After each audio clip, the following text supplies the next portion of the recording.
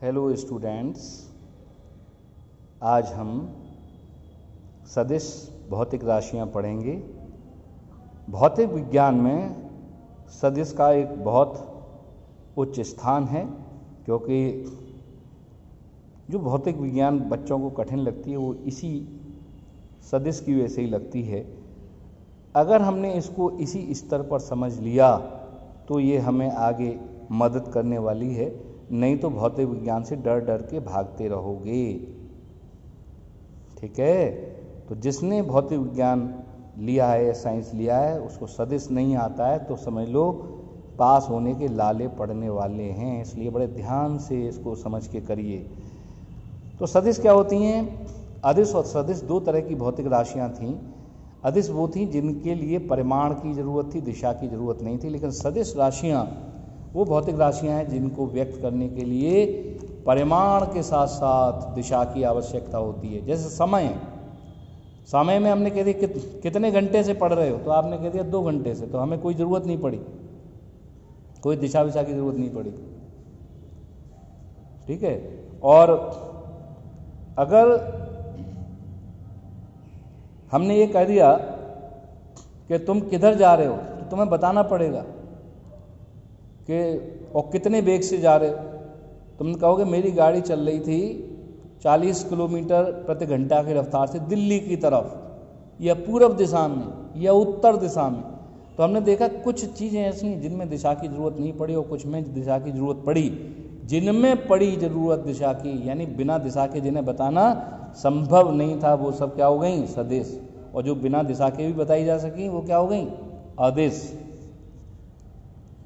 ठीक है, वेग, विस्थापन, बल और त्वरण ये सदिश राशियां हैं। सदिशों का जो निरूपण है वो 2 प्रकार से किया जाता है।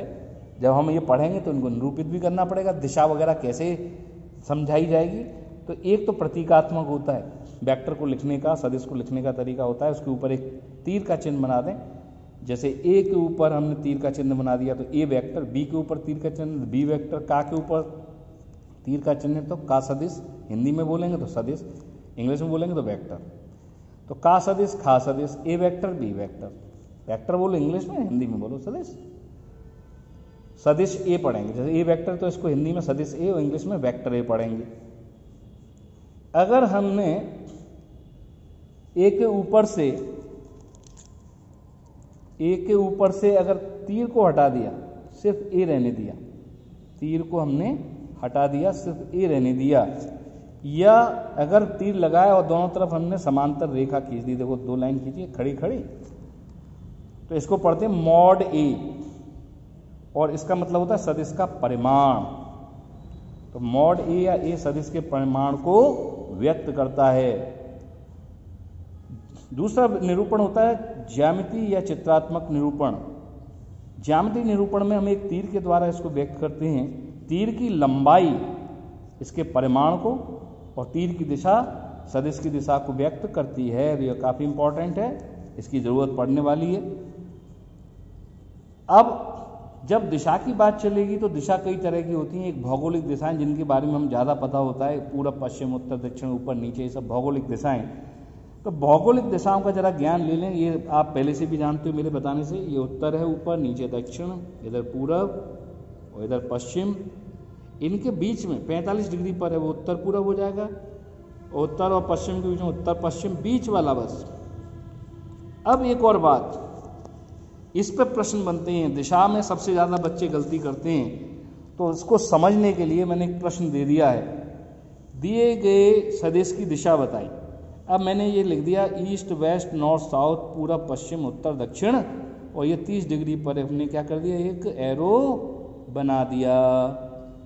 जब ये एरो बन गया 30 डिग्री पर, ये प्रश्न में ही बना के दिया है। अब वो पूछ रहा है ये बताओ दिशा कौन सी है। तो बहुत से बच्चे क्या कहेंगे, साहब ये उत्तर और पूरब के बीच में, तो ये उत्तर पूरब हुई। गलत। उत्तर पूरब के लिए कोण क्या होना चाहिए था? 45। यहाँ तो कोण 30 डिग्री है। तो इसको लिखने का एक तरीका है, वो तरीका देख लो। 30 डिग्री कहाँ से है? पूरब से उत्तर की तरफ 30 डिग्री कोण बन रहा है, तो हम क्या लिखेंगे? 30 डिग्री पूरब से उत्तर की ओर। ये इसकी क्या हो जाएगी? दिशा। इंग्लिश में बोलेंगे 30 डिग्री नॉर्थ ऑफ ईस्ट। काफी इंपॉर्टेंट है, इसी में बच्चे फंसते हैं सबसे ज्यादा, दिशा बताने। दूसरा एक और प्रश्न दे दिया, ये तो दिशा हमने ये दिया था, इसकी दिशा बतानी थी। एक हम दिशा दे दें तो वेक्टर कैसे बने, इसका उल्टा प्रश्न। 100 न्यूटन का बल 37 डिग्री पर दक्षिण से पूर्व की ओर कार्य कर रहा है, इसको निरूपित करके दिखाओ। 100 न्यूटन का बल लग रहा है 37 डिग्री, कहां से, दक्षिण से पूर्व की ओर। तो सबसे पहला काम क्या करेंगे हम, ईस्ट वेस्ट नॉर्थ साउथ वाला ये चार्ट बना लेंगे और दक्षिण से पूरब की तरफ 37 डिग्री का कोण बनाते हुए एक रेखा खींच देंगे। ठीक है, ये बहुत जरूरी काम है। और इससे भी पहले हमें एक काम करना था कि न्यूटन को खींचे कैसे, न्यूटन सेंटीमीटर में लंबाई होती है, तो हम मानेंगे, माना 10 न्यूटन या माना 20 न्यूटन बराबर 1 सेंटीमीटर, ऐसे माने कि वो हमारे पेपर में भी मान लो मैंने मान लिया 5 न्यूटन बराबर 1 सेंटीमीटर, तो 100 न्यूटन में कितने हो जाएंगे, 20 सेंटीमीटर। इतना लंबा तो हमारे पास कागज ही नहीं है, तो हम थोड़ा सा बड़ा मानते हैं, 20 न्यूटन बराबर 1 सेंटीमीटर। तो 20 न्यूटन को 1 सेंटीमीटर, तो 100 न्यूटन बराबर 5 सेंटीमीटर। 5 सेंटीमीटर बहुत छोटी सी लाइन होती है, आराम से खींची जा सकती है।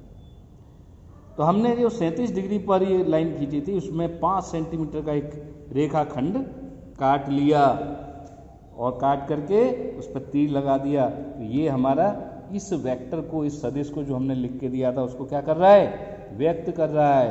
ये ध्यान रख लेना, काफ़ी इंपॉर्टेंट है। ये 2 प्रश्न मैंने आपको प्रैक्टिस के लिए दिए हैं, ये खुद से आप करके देखोगे, मैं इसको वैसे ही भेजूंगा। देखो, एक तो ये है और एक ये, आप पॉज करके भी देख सकते हो अगर आप, हाँ ठीक है। तो आज के लिए इतना काफ़ी है।